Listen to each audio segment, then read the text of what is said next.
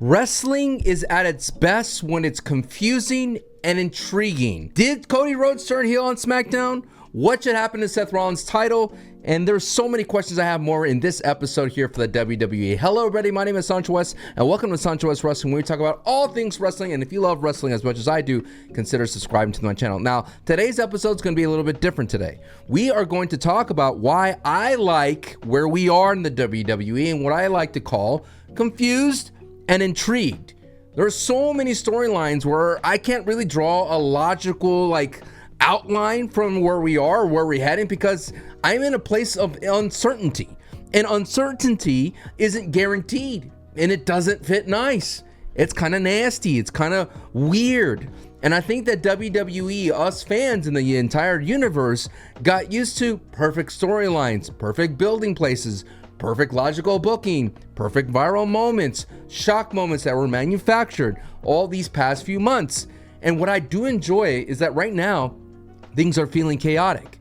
Injuries, of course, will always lead to this chaos. And I think that's where wrestling, especially all this kind of vibes, excels. That it's not really manufactured. The story can't really progress in that. All those planning and all that GPS and all those meetings you got to throw out the window. So all that will cause drastic shifts. And let's talk about those drastic shifts today. Let's talk about Cody Rhodes stepping in for an injured Jacob Fatu, who's been written off TV for some sort of medical procedure involving dental, and attacking Drew McIntyre and causing a DQ with a belt, wrestling in a suit. So many random things that felt off, that felt uneasy, that felt different, that made you go, wait, what's happening in this main event? Wait, what's Cody's doing? Wait, why is Cody wrestling like a heel? Wait, is Cody crashing out? That's where I'd rather be than more like, oh, here we go. Cody's gonna do this, Cody's gonna do that. 1, 2, 3, Cody must pose. It just has so many questions, right? Is Cody Rhodes a heel now? I don't really think so. I think it's just more of a sign of Cody drifting into a bizarro land like Gunther did after losing at Crown Jewel last year against Cody Rhodes. Remember that time where Gunther was like shy Gunther, unsure of himself, questioning himself, losing Ludwig, all those kinds of things. And we're like, Gunther, what are you talking about? You're a beast. All those kinds of things, or that's the kind of vibe that I'm getting right now with Cody Rhodes. Cody Rhodes losing to Seth Rollins, Cody Rhodes QB1. Now he's unsure of himself, his placement in the WWE, and he feels like he's slipping control and he's going to do drastic things. But it could literally be just as simple as Jacob Fatu went down with that dental injury or whatever that's going to happen, that surgery in the future, and so they had to shelf Jacob Fatu. It was in San Jose. Instead of having the San Jose crowds be upset that their main home star Jacob Fatu won't be able to in the main event against Drew McIntyre, they said, Drew McIntyre, you're going to go up against Cody Rhodes, to give that people that, hey, at least you get Cody Rhodes in the main event type of thing. But other storylines that gets me intrigued is the Wyatt 6 and MFTs. MFTs, a faction that was dead in the water, absolutely meaning nothing to the WWE universe, getting soft reset, and we're wondering what is going on with Solo Sikoa. Why is Solo Sikoa introducing this MFTs as if the past 2 years never happened, as if Solo Sikoa just found some new toys that we're like, brother, we've had these for a long time, and all of a sudden the MFTs come out like the Gorillas of Destinies, and we're like, wait a minute, what's happening? And do I like the MFTs? Why do we have two heel factions of the MFTs and the Wyatt 6 going toe to toe and possibly having a Survivor Series War Games match? I don't know if nothing else screams confuse and intrigue than the Wyatt 6 and the MFTs, then I don't know what does. Because remember, the Wyatt 6 are supposed to be around to test the brotherhood of all the SmackDown tag team rosters. They're there to be the final boss for the tag team division, and for some reason, Solo Sikoa wants to get all the things that were lost in his family, Lula Fala, the tag team belts, and United States title, and maybe he has bigger ambitions of going for the undisputed title. But this strange choice from the WWE, I don't know why. I'm intrigued. I'm confused. I want to see it play out. I want to see, are they planning a babyface turn for the Wyatt 6? I don't know. And I'm here to tell you, it's okay not to know. It's okay not to feel like you know all the answers or you could predict so easily. Because I feel with the modern day wrestling, and especially with dirt sheets and with everybody like content creators like myself out there running predictions, we always like to be right. But for some reason, more than ever, especially in this weird off-season type of period between now and Survivor Series, especially during the holidays when you get a lot of pre-taping and the holiday tour, I just want to be mystified, you know? I want to be surprised and not see something coming. And one thing I did not see coming was an intrigue into Maxine Dupri versus Becky Lynch for the IC title. Does the WWE have the shock value to make me more confused and intrigued of putting the IC title from the women's side on Maxine Dupri?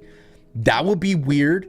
That would be crazy to be able to pull that trigger and put the rocket on Maxine Dupri, who I do think is making strides, and every time she's in the ring, she's making progress. But to be able to usurp Becky Lynch, who's had by far one of the best years that she's had in a long time as a heel, and that's just not me saying it, it's Sports Illustrated and all those Bleacher Report, confused and intrigued. I mean, I really, really want the WWE to make Maxine Dupri be a singles act. I know Alpha Academy is a great faction and it's a fun family faction, and definitely is a great pre-show. It's a great low-card type of entertainment. You're going to get a pop seeing Otis and Tozawa and Maxine.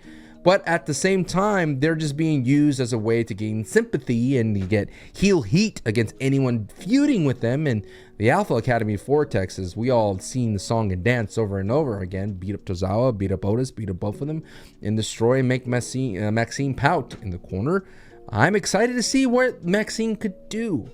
I'm intrigued by this more so than anything. And the confusion that I would have, though, is they'd put the Maxine IC title rocket up to space, is what does that do with Becky Lynch? Considering that Becky Lynch had a great program with Seth Rollins, does this continue the crumbling empire of Becky Lynch and Seth Rollins? It is a shame that Seth Rollins' injury not only causes a little detour for the Vision, of course, well, maybe an entire ending of the Vision, but it caused a big wrench into what Becky Lynch was doing. I thought Becky Lynch was kind of encroaching some interesting areas of making it all about herself and what happens when Becky Lynch puts herself in front of the Seth Rollins and her family patriarchy, you know, the matriarchy and patriarchy and all that kind of stuff. I thought there was something interesting that we can explore. Featuring married couples in the WWE, Zelina Vega and Aleister Black. Now, this one is more confusing. This one is more of like connecting the dots. It's pretty clear as day that the WWE had this play in their back pocket of Zelina Vega and Aleister Black, who are a married couple, to be able to put them together inside of television programming. And considering that Zelina Vega is in a place where she's in purgatory, no longer going after the United States title, floundering on the SmackDown side of things in the mid-card, putting them together makes the most sense. And like I mentioned, there's no confusion here. It's straight up intrigue. Like, what does this do for Aleister Black? And my friend, my co-host for the Wrestling School podcast, Santi, wants Aleister Black to go all the way to Cody Rhodes in the undisputed title. I don't see that. I feel that we need to let Aleister Black marinate on the mid-card, especially with Zelina Vega. You could definitely build them up to be a world beater type of situation. There's always people on the internet as well drawing the lines and conclusions that Zelina Vega and Aleister Black are just a carbon copy of Karrion Kross and so much so Scarlett. Now, I don't really see that. I do see the similarities that they happen to be both couples in wrestling, with a little bit of a gothic lean to it for sure, but I don't think Aleister Black is out there to change people's mindsets or to convert people to heels. I just think these are just two badass wrestlers being put together to just make a little power couple going forward in the mid-card for another dastardly foe to go up against, and Aleister Black going to be able to have some heel ways to win with Zelina Vega at ringside. If you want to see how great Zelina Vega could be at ringside as a manager or valet, you could definitely look at her NXT run with Andrade, funny enough, against Aleister Black. So there's so many great matches, and to show you the power of Zelina Vega, and at the same time kind of add a little bit of seasoning to Aleister Black's little dark and gloomy type of promos. You gotta add a little bit of spice with Zelina Vega, considering she is by far one of the best talkers on the WWE, who hasn't had an opportunity to flourish, considering her last time she got close to being able to break herself out into the upper main card was against Liv Morgan, when she called Liv Morgan sucia and sloppy seconds, but unfortunately that was put to rest very quickly. For what? Don't know. To keep Liv Morgan on ice and keep her ready for Rhea Ripley. And instead of having a program with Zelina Vega and Liv Morgan, we got absolutely nothing. And one of the things that makes me confused and intrigued, and that will lead into shock and things like that. And again, I'm trying to get you folks out there comfortable with being uneasy and being uncomfortable with the not knowing what's happening, is Ilia Dragunov beating Sami Zayn for the United States title. Now, I'm shocked that the WWE and confused that the WWE ended this, because Sami Zayn was on a very great historic run. The open challenge for the United States title became a quick staple into the SmackDown television programming. It was like, well, SmackDown doesn't look promising, but at least we're going to get a banger match between Sami Zayn. Now, don't get me wrong, Ilia Dragunov has the ability to put on banger matches, but Sami Zayn was a little bit different. Sami Zayn, as a worker, had the ability to make you look good at the same time. I know people probably groan when Sami Zayn will get into his hulking up type of situations where Sami Zayn was working the haluva kick in always matches in terms of being the ultimate ender. Funny enough, when a finisher actually ends a match. But I like the Sami Zayn that was building a haluva kick into the Blue Thunder Bomb. That was a sick combo. And it felt like a little different Sami Zayn, that every match took a lot out of him, and he wasn't really kind of a hulking Sami Zayn. He didn't feel like he had plot armor as time progressed. And considering when they kept doing these swerves with The Miz and Mello, and out comes another wrestler, we had a great match with Shinsuke Nakamura. And what made me so confused and frustrated, of course, was when Solo Sikoa started to meddle his hands in tied to the sanctity of the United States Open Challenge, so that when we returned back into form to a clean finish of, well, technically it wasn't clean because Solo Sikoa came out, but Ilia Dragunov was able to beat Sami Zayn. And I'm hoping that the WWE continues to do United States Challenge, but here's where my confusion and being intrigued seeps in. I don't think they're going to do that. And I'm very confused why they don't continue doing the open challenge with Ilia Dragunov, because the ability to be a great worker and be able to make me believe that wrestling is a little bit real, considering that that dude just looks like he's always in a fight for his life. Now with Solo Sikoa out there and the MFTs kind of sticking their nose into all the business, you had Ilia Dragunov, Rey Fenix, and Sami Zayn. I don't know if we're going to get any more United States challenges, considering that they're going to have to put that on hold to deal with the MFTs. Considering that the MFTs are third partying everybody on SmackDown, who knows what they're going to do going forward, if they're going to settle in with the Wyatts. And then, I don't know, man. Could they do a Wyatts with Sammy, with Rey Fenix, and Ilia Dragunov? That'd be interesting, considering I haven't seen Uncle Howdy wrestle in a long time, and I haven't seen Eric Rowan in a ring as well, besides being in interference. So again, a lot of confusion, a lot of intrigue, but hey, this is a comfortable place for me.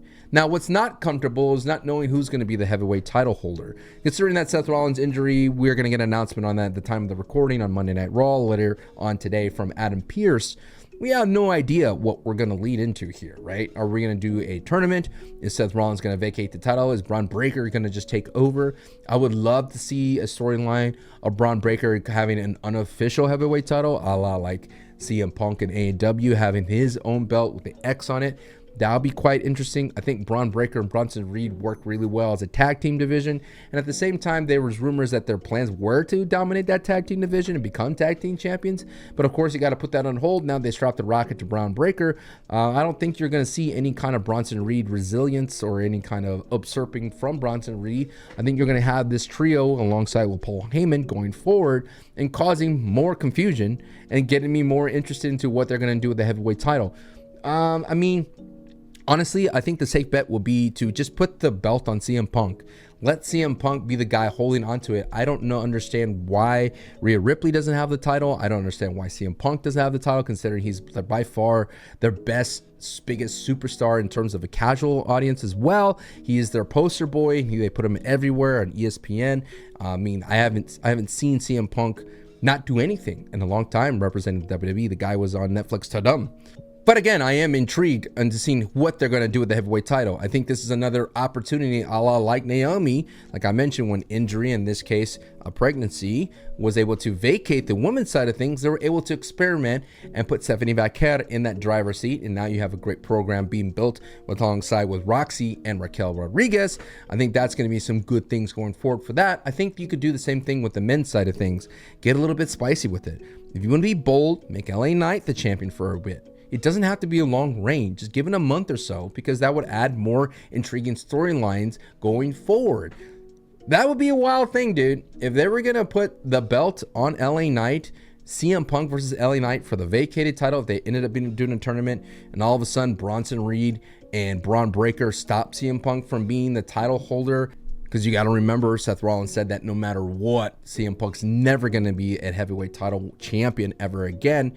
And I think that Seth Rollins' hate for CM Punk will definitely be overcast or stronger than ever than versus the hate for Braun Breaker and the Vision with Paul Heyman and Bronson Reed. So we'll definitely see if the WWE wants to create more confusion and intrigue and make sure that anything can happen. And like I mentioned a long time ago in the video I made, in any given Monday or any given Friday, make us shock and surprise, but not in a manufactured way. Put the title on LA Knight. Let's create more confusion and intrigue. Let me know what you think about the current states of the WWE, and do you enjoy not knowing what's going to happen on a weekly basis? Thank you so much for watching. If you made it this far, hell, subscribe. Peace. Adios.